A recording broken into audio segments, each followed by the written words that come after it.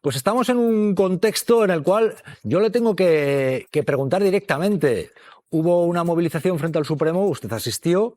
Hoy se ha dicho desde Vox, por ejemplo, que usted estuvo acosando el Supremo y hay declaraciones políticas en contra de que la gente se movilice tras el fallo que condena al fiscal general. Esto decía Pepa Millán de Vox. Tenemos que denunciar la insistencia del Gobierno en el uso obsceno del fiscal general del Estado condenado por el Supremo. Ha resultado ser un peón más de Sánchez para delinquir. Son una auténtica mafia y llamando a la violencia en las calles como ha hecho la vicepresidenta Yolanda Díaz. Y acompañada del prevaricador juez Garzón, asistir al acoso contra el Tribunal Supremo. ¿Usted asistió al acoso al Tribunal Supremo, señor Garzón? No ser que se llame acoso a la concurrencia de unas 1000 personas frente a un edificio en el que no había nadie y tan solo la manifestación pacífica popular criticando el adelanto de un fallo, de una sentencia que no conocemos todavía y demás, pues sí, pero no creo yo que yo acose al Tribunal Supremo. Entre otras cosas, que Vox diga esto cuando se ha convertido en uno de los querulantes oficiales y manipulando a la Administración de Justicia, utilizándola, subvirtiendo todos los valores constitucionales habidos y por haber, y que bastaría echar la vista atrás en la hemeroteca las veces que miembros de Vox se han manifestado y han hecho declaraciones dentro de frente al Tribunal Supremo, bastaría para no tener la mínima preocupación por esa afirmación de quien no respeta en absoluto ni la independencia judicial, ni el respeto institucional a la Fiscalía General del Estado, ni a nada que no sean sus propios intereses. De modo que solo decir que sí, estuve en esa manifestación, estuve voluntariamente, sin que me convocara nadie, asumiendo mi posición y mi responsabilidad como cualquier ciudadano de los que estábamos ahí. ¿Ve lógico que la gente se movilice por el fallo de condena al fiscal general? ¿O lo ve motivo de dimisiones, como decía hoy el señor Tellado respecto a la vicepresidenta Yolanda Díaz, por hablar de estas movilizaciones, o de que se esté alentando la violencia, como ha dicho Pepa Millán? ¿O usted considera que la gente se tiene que movilizar o puede movilizarse por el fallo? Lo que diga el señor Tellado sobre el particular me produce poco entusiasmo, sobre todo cuando se han hecho manifestaciones masivas con dudosa cobertura legal y acoso a sedes de partidos políticos por organizaciones parapolíticas o amparadas en determinadas siglas, y lo que yo he oído de la vicepresidenta del Gobierno ha sido que respeta la justicia, que no comparte una decisión como miles y millones de ciudadanos españoles y que ha dicho que hay que defender la democracia en las calles. Me parece muy bien, claro que sí. ¿Por qué vamos a dejar las calles a disposición de los franquistas, protofranquistas, extrema derecha, para que usen y abusen de todos los elementos que los demás ciudadanos tenemos también a manifestarnos pacíficamente? ¿Por qué no hay que mencionar dentro de la legalidad y dentro de la constitucionalidad que el derecho a la manifestación o a la expresión pública hace? Y, sobre todo, porque, que yo sepa, criticar las decisiones de las resoluciones o las resoluciones judiciales no está prohibido. Y lo que sí tengo más duda de que esté permitido son manifestaciones con togas en las puertas de los juzgados o de los tribunales, incluido el Tribunal Supremo, ante leyes que no habían sido ni siquiera sometidas al Parlamento, o haciendo huelgas que no tienen previsión legal con togas puestas en vez de potenciar el servicio público de la Administración de Justicia. Los ciudadanos que estaban ahí el domingo tenían todo el derecho, porque son los titulares de la Administración de Justicia. Los jueces son administradores. Señor Garzón, por su trayectoria como juez, por lo que a lo mejor hay gente que puede pensar, ¿no?, que la justicia no funciona como debiera en España, otros creen que sí. ¿Usted cree que la condena al fiscal general es una especie de aviso a navegantes para quien se pueda salir del carril? No sé si usted lo ha sentido también en su trayectoria, el hecho de que haya un poder que diga no, esto es intocable y te castigue por ello. O le castiga a usted o castiga al fiscal general o no tiene nada que ver. Yo siempre he dicho, y lo reitero ahora, que yo respeto a la justicia como un valor fundamental en un Estado de Derecho. Eso no me impide criticar sus decisiones. ¿Que lo he sentido en mis propias carnes? Claro que sí. Yo fui objeto de una investigación y de un enjuiciamiento y fui condenado a 11 años de inhabilitación. Pero también se debería decir, cosa que olvida la señora portavoz de Vox, que el Comité de Derechos Humanos de Naciones Unidas, por unanimidad de sus 18 miembros, dijo que era una sentencia arbitraria, parcial, sin previsibilidad penal y sin derecho a la doble instancia. Por tanto, bueno, pues si el ejemplo es este, sí. En cuanto a cómo se tenga que interpretar la sentencia del Tribunal Supremo, he dicho también y afirmo ahora, vamos a esperar a ver qué razonamientos. Solo he dicho que tienen que ser muy convincentes para que pueda justificar, después de haber visto el juicio oral, de haber seguido todo el procedimiento que se ha cursado contra el fiscal general del Estado y que ha desembocado en un fallo condenatorio, que tiene que ser muy solventes para que esa credibilidad no se resquebraje. Mientras tanto, los prolegómenos son, desde mi punto de vista, arbitrarios y son, desde luego, no idóneos para garantizar esa confianza en la justicia. Si la sentencia hubiese salido con sus razonamientos, habría críticas o habría adhesiones, pero no habría habido esta confusión, esta situación anormal que ha llevado hasta el propio fiscal general del Estado a presentar su renuncia antes de saber las razones por las cuales se les ha condenado. Una sentencia se compone de esos razonamientos, hechos probados, razonamientos jurídicos y fallo. Es lo último, no al revés. Y solo añadir un dato más. Sí, claro. El adelanto del fallo, que parece que es algo que se está estableciendo como norma, no lo es tal, porque es lógico cuando hay una absolución y la persona está privada de libertad, se le tiene que poner de forma inmediata en libertad. Eso es normal que se adelante ese fallo. O al revés, cuando una persona está libre y la condena es positiva, pues se le tiene que decretar la prisión para evitar que se fugue. Fuera de esos casos, aunque se haya puesto de moda en algunos supuestos ese adelanto, no es correcto procesalmente, y creo que eso tendría que regularse, y sobre todo en situaciones como esta en las que se ha producido una grave polémica que creo se podía haber evitado absolutamente. En los hechos que hemos ido viendo sale la noticia del presunto fraude de Hacienda de la pareja de Díaz Ayuso.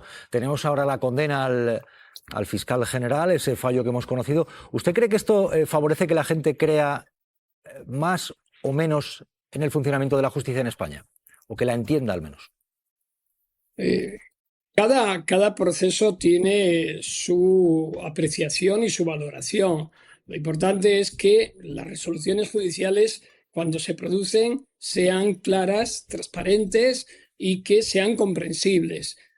Una justicia que resulta incomprensible y que cuesta mucho trabajo explicar, no es una buena justicia, a no ser que sea la complejidad técnica de tal calibre que necesite mucha explicación. Bien, pero en el caso que nos ocupa, se debe de generar esa confianza porque ha sido un caso paradigmático y que por tanto iba a tener unas consecuencias graves en todos y cada uno de los ámbitos donde se produjera.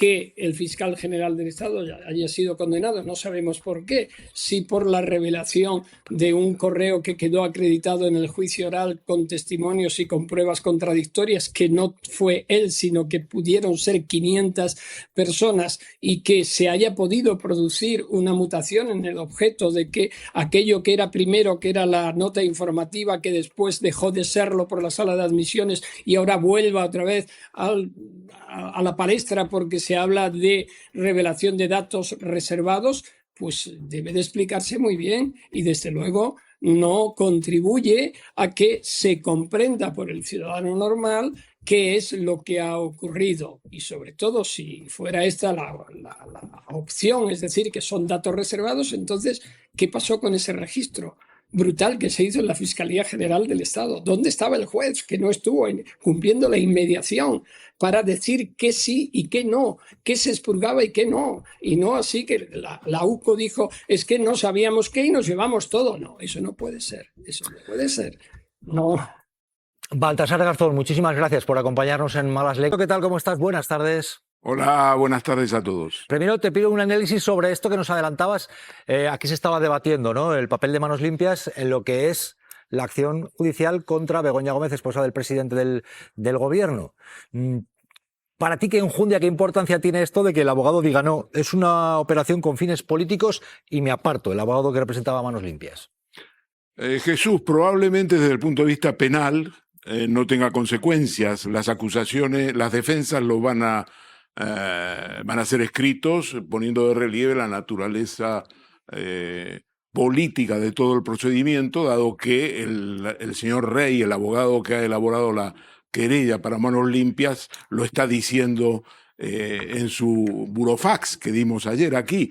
Pero desde el punto de vista penal, como decía, puede no tener consecuencias, pero nos refuerza en esos indicios de naturaleza política de la instrucción. Eso es evidente. Ahora, normalmente un abogado generalmente puede estar en desacuerdo con su cliente, romper con su cliente, tener problemas porque no le pagan, pero normalmente esto no se hace público. Un burofax de estas características es un torpedo en la línea de flotación de la causa, dado que el mismo autor de la querella nos está diciendo que hay un uso mediático y político y no jurídico, y que además rompe con la deontología que todo abogado tiene que tener, todo abogado del Colegio de Abogados, ¿no?, asociado al Colegio de Abogados de Madrid.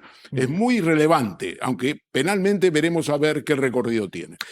Ernesto, hay al menos dos aspectos, dos casos que te quiero preguntar. ¿Qué va a ocurrir con Ábalos y Koldo esta semana? ¿Pueden ir a la cárcel? Eso va después, pero primero, a ver, fallo que condena al fiscal general del Estado. Hoy ha salido PP y Vox diciendo Vox que se alienta a la violencia por parte del gobierno cuando se habla de las movilizaciones frente al Supremo que vimos el domingo. Cuando Yolanda Díaz dice también que la gente se movilice, diciendo también que tiene que dimitir, en fin. Y el PP diciendo que le parece motivo de dimisión, mientras que Vox dice que se está alentando la violencia por parte del gobierno, por las movilizaciones contra el fallo que condena al fiscal general. ¿Qué está pasando aquí con esto del fiscal general, Ernesto? Bueno, primero quería comentarte el nombramiento. El fiscal general ha anticipado su dimisión, no conoce todavía la sentencia, porque la sentencia no la conoce nadie, ni siquiera los magistrados y el presidente de la sala que la está elaborando, el señor Martínez Arrieta, que está avanzando, pero a pasos lentos en la sentencia, y por lo tanto, digamos, se produce una situación peculiar, y es que el fiscal general del Estado, el señor Álvaro García Ortiz, ha dicho: no espero la cantidad de días que sean necesarios para elaborar esa sentencia y me voy ya. Esto está en consonancia con el gobierno, no es un acto aislado, hay que poner las piezas del puzzle juntas, porque el gobierno ya había avanzado en la decisión de nombrar inmediatamente este martes a la persona que va a proponer, porque no lo nombra, pero a proponer, porque tiene que pasar un proceso, todo un proceso de comprobación, a proponer a la persona en la persona de, valga la redundancia, de Teresa Pergamato, la fiscal de sala del Tribunal Supremo. El gobierno quería hacerlo rápido y tiene que ver con eso que yo llamaría el activismo del gobierno. El gobierno, y esto es una exclusiva, tuvo una personalidad jurídica de prestigio, un jurista, un catedrático de perfil progresista, muy reconocido como posibilidad para calmar las aguas en la Fiscalía General, dado que evidentemente toda esta situación, más una situación que ya preexistía, ha generado enfrentamientos muy fuertes entre los fiscales. Eso lo vimos en la instrucción de la causa de del fiscal general del Estado. Incluso una de las, digamos, de las asociaciones, pequeña, muy pequeña, ha estado como acusación popular. Entonces, Pedro Sánchez consideró esa posibilidad. Una alta personalidad del Estado le avaló a esta candidatura de un jurista, de un catedrático, de perfil progresista, pero finalmente ganó la batalla Félix Bolaños, el ministro de Justicia, que consideró que había que seguir en la línea de Álvaro García Ortiz, no apartarse a partir de la sentencia, que es una sentencia que el gobierno considera política, y nombrar a Teresa Pergamato, que le había recomendado, y esto también te lo señalo, García Ortiz que la nombrara. Es una recomendación de Álvaro García Ortiz. En otros términos, el gobierno finalmente, y Pedro Sánchez desechó a este catedrático, este jurista de reconocido prestigio, de carácter progresista, porque está en el activismo, es decir, está en la batalla. Eso no quiere decir que el gobierno avale, según mi información, digamos, el descuelgue, lo que yo llamaría el descuelgue de Yolanda Díaz. El gobierno no avala esto, según mi información, creo que también lo habéis comentado ya en la mesa, porque no soy el único que posee esta información. Creo que Yolanda Díaz ha actuado por su cuenta. En materia de movilizaciones, si el gobierno tiene que proponer movilizaciones, yo creo que tendría un gran éxito si propone movilizaciones por la resolución del problema de la vivienda en este país. O no la resolución, si quieres, por una mejora del problema de la vivienda en este país. El tema del fiscal general puede haber conmovido a la opinión pública, pero nadie me negará a mí que es un problema que tiene que ver con digamos, capas de la población que no son las más amplias en términos de millones. Que evidentemente se está planteando el tema no solamente contra el fallo y la futura sentencia, sino por toda la situación judicial, de acuerdo. Pero esto no es un problema de millones de masas, eso es una realidad. Ernesto, y tengo 30 segundos para preguntarte, ¿qué va a ocurrir con Ábalos y Koldo? ¿Pueden ir a la cárcel esta semana?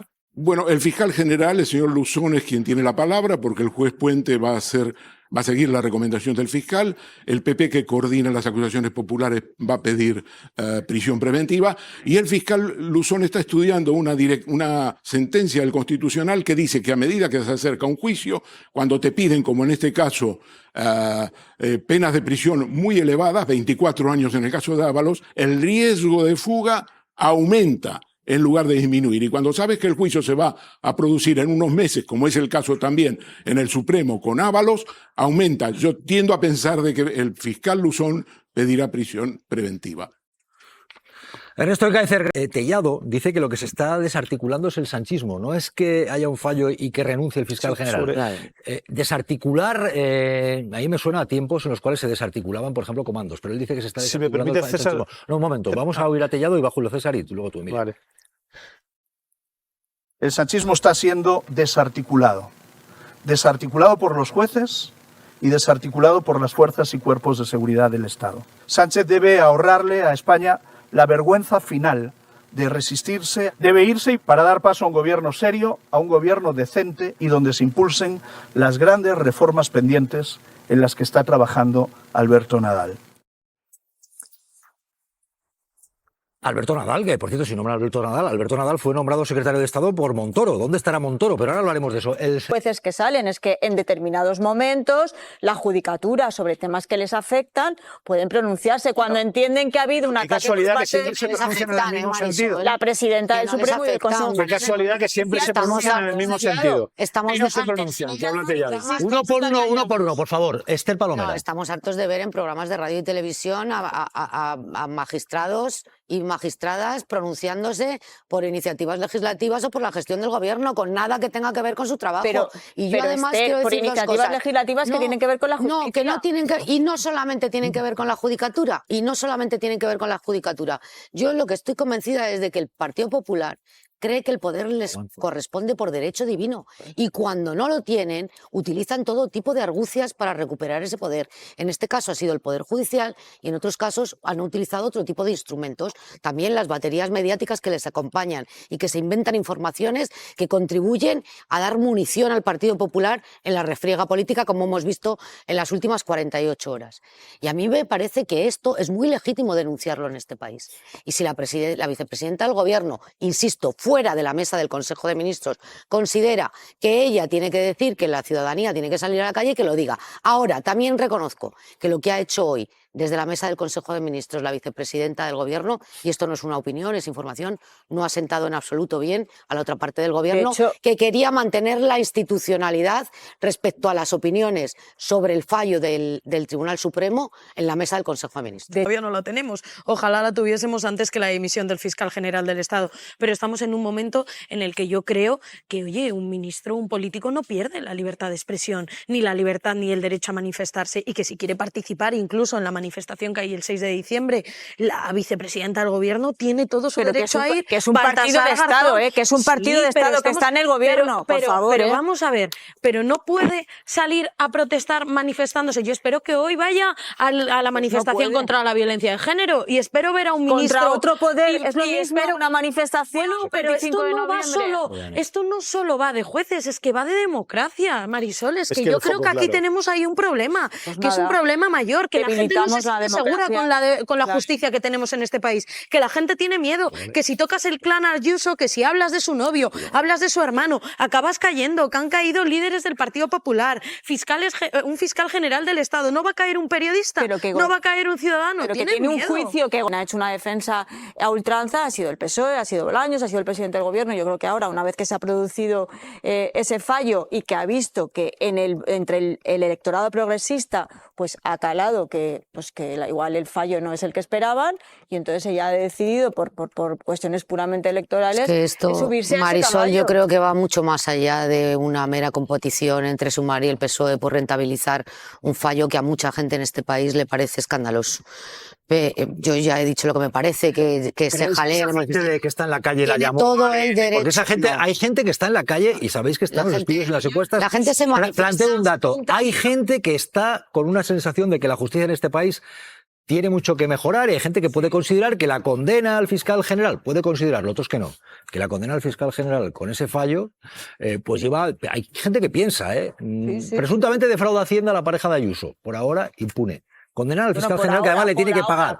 Entonces hay gente que puede decir, por eso digo, pero que puede haber gente que no tiene que llamar a Yolanda Díaz, que no la llamó, porque la gente que salió ahí el domingo no la había llamado. Es que además la gente... Ni nadie del Gobierno, pero vengo. Sí, termino. La gente que salió el domingo a la calle y que puede salir cuando le venga en gana, sabe perfectamente, a pesar de lo que ha dicho aquí el compañero, de que no es el momento de manifestarse. ¿Cómo que no es el momento? La manifestación es un derecho constitucional reconocido que no tiene desarrollo legislativo. ¿Me está mirando a mí? Sí, Pero has dicho. Yo no dije que no fuera el momento. Has dicho, no es el momento porque si la gente se está manifestando... A que no conocemos la argumentación, entonces claro, sí, fíjate, dije eso. Sí. Antes de que conociéramos la ley de amnistía, los togados se manifestaron en las puertas de los tribunales y no conocíamos la ley de amnistía. No conocíamos la ley de amnistía, no conocíamos ni la ley de amnistía ni el preámbulo de la ley de amnistía. Pero bueno, cada uno se manifiesta cuando le da la gana. No hace falta que lo pida la vicepresidenta del Gobierno. Pero yo creo que estamos obviando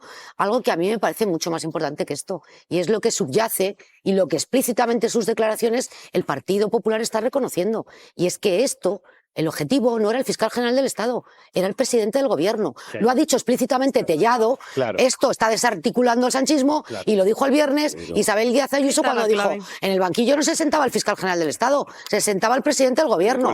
Lo que subyace detrás de este escándalo fabricado por un señor que se llama Miguel Ángel Rodríguez es que había que tumbar al presidente del Gobierno, no al fiscal general del Estado. Que no solamente la fecha, sino la elección de Teresa Peramato está cargado de simbolismo.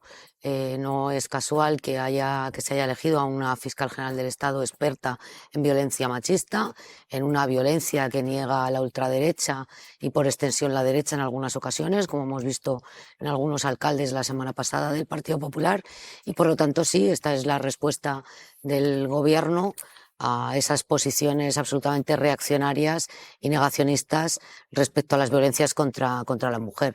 Y respecto a las movilizaciones en la calle, a ver, a mí empiezo diciendo que a mí me parece que un ministro, desde la mesa del Consejo de Ministros, no es conveniente que llame a la movilización. A mí no me parece bien. Ahora, dicho esto, la gente puede movilizarse por los motivos que considere oportunos. Y hay mucha gente en este país que no ha entendido el fallo ni la condena contra el fiscal general del del Estado y por lo tanto legítimamente puede salir a la calle a protestar contra un fallo que es cuestionable. Emilio Delgado, Julio César Herrero, y os pregunto, a partir de lo que decía Esther Palomera. El judicial es un poder del Estado y el legislativo y el ejecutivo también. Y los poderes del Estado se acatan, pero no hay que compartirlos, no hay por qué compartirlos. Y es legítimo movilizarse contra ellos, faltaría más. Me pasa un poco igual que a Esther. Yo creo que no es labor de un ministro llamar a la movilización, pero desde luego me parece mucho más grave convertir esas movilizaciones poco más o menos que en un golpe de Estado, que es lo que pretende el Partido Popular. Yo sí he visto movilizaciones anómalas, que es precisamente la del judicial contra el legislativo. Antes de que estuviera hecha la ley de amnistía, teníamos a jueces protestando en la calle contra una ley que todavía no estaba redactada. Eso sí me parece algo más anómalo, ¿no?